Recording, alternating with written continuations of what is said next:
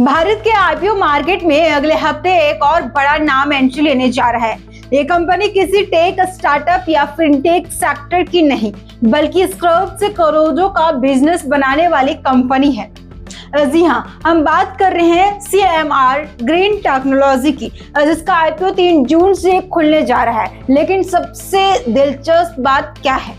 ये आईपीओ पूरी तरह ऑफर फॉर सेल है, मतलब कंपनी को एक भी रुपए नहीं मिलेगा।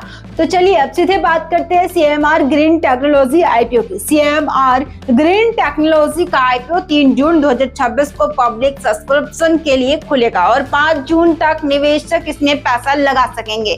वहीं एंकर निवेशकों के लिए ये इशू 2 जून को खुलेगा। अब सबसे जरूरी बात, ये आईपीओ पूरी तरह OFS यानी ऑफर फॉर सेल होगा, मतलब कंपनी कोई नया शेयर जारी नहीं करेगी। इस आईपीओ के जरिए प्रमोटर्स और एक पब्लिक शेयर होल्डर अपने शेयर बेचेंगे, यानी आईपीओ से मिलने वाला पैसा कंपनी के पास नहीं जाएगा, बल्कि शेयर बेचने वाले निवेशकों को मिलेगा। कंपनी के प्रमोटर्स की हिस्सेदारी अभी भी लगभग 86.95% है। वहीं निवेशक ग्लोबल स्क्रैप प्रोसेसर के पास करीब 13.05% हिस्सेदारी यानी 2.85 करोड़ शेयर है। आईपीओ के तहत कुल 3.28 करोड़ शेयर बेचे जाएंगे। इसमें प्रमोटर्स का लगभग 64.59 लाख शेयर बेचेंगे, जबकि ग्लोबल स्क्रैप प्रोसेसर करीब 2.6 करोड़ शेयर ऑफलाइन करेगी। इसके अलावा कर्मचारियों के लिए भी शेयर रिजर्व रखे गए हैं और इन्हें डिस्काउंट पर शेयर दिए जाएंगे। अगर आईपीओ सफल रहता है तो शेयर अलॉटमेंट 8 जून को फाइनल होगा और कंपनी की लिस्टिंग 10 जून से BSE और NSE पर होगी।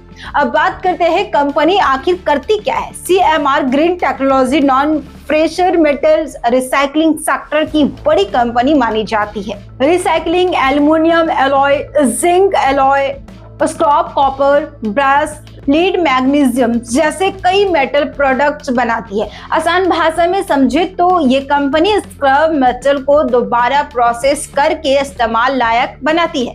आज पूरी दुनिया में रिसाइकलिंग और करिकुलर इकोनॉमिक पर फोकस बढ़ रहा है। ऐसे में इस सेक्टर की कंपनियों को भविष्य काफी मजबूत माना जा रहा है। कंपनी का दावा है कि इंस्टॉलेड कैपेसिटी के हिसाब से ये भारत की बड़ी नॉन फॉर्स मेटल रिसाइकलिंग में शामिल है और सेकेंडरी एल्युमिनियम मार्केट में रेवेन्यू के हिसाब से ये देश की सबसे बड़ी कंपनी बताई जा रही है।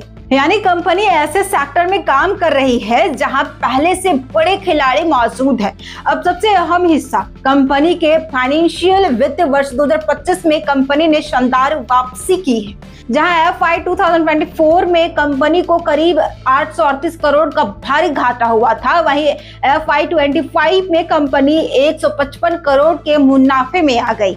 FY 24 में कंपनी को एक्सपेंशियल लॉस का बड़ा असर झेलना पड़ा था, लेकिन FY 25 में रेवेन्यू लगभग 12% बढ़कर 6,666 करोड़ पर पहुंच गया और कंपनी फिर से प्रॉफिट जोन में आ गई। वहीं अप्रैल से दिसंबर 2025 के दौरान कंपनी को 6,275 करोड़ से ज्यादा रेवेन्यू मिला और करीब 162 करोड़ रुपए का प्रॉफिट हासिल हुआ। यानी कंपनी के बिजनेस में लगातार मजबूती देखने को मिल रही है। लेकिन दोस्तों, किसी भी आईपीओ में निवेश करने से पहले कुछ बातें समझना बहुत जरूरी होता है। ये पूरी तरह OFS आईपीओ है, मतलब कंपनी के बिजनेस विस्तार के लिए कोई नया फैसला नहीं लिया जाएगा। दूसरा, रिसाइकलिंग सेक्टर का भविष्य मजबूत दिख रहा है, लेकिन ये सेक्टर कमोडिटी प्राइस और ग्लोबल डिमांड पर काफी निर्भर करता है। तीसरा, कंपनी का रेवेन्यू काफी बड़ा है, जो इसकी मार्केट पोजीशन को मजबूत दिखाता है। अब देखना दिलचस्प बात होगा कि निवेशक आईपीओ को कितना रिस्पॉन्स देते हैं, क्योंकि एक तरफ कंपनी का बिजनेस मॉडल मजबूत नजर आ रहा है, तो दूसरी तरफ OFS होने की वजह से कुछ निवेशक सावधानी भी बरत सकते हैं। वैसे आपका क्या मानना है? क्या आप इस आईपीओ में निवेश करना चाहेंगे? नीचे कमेंट करके जरूर बताएं।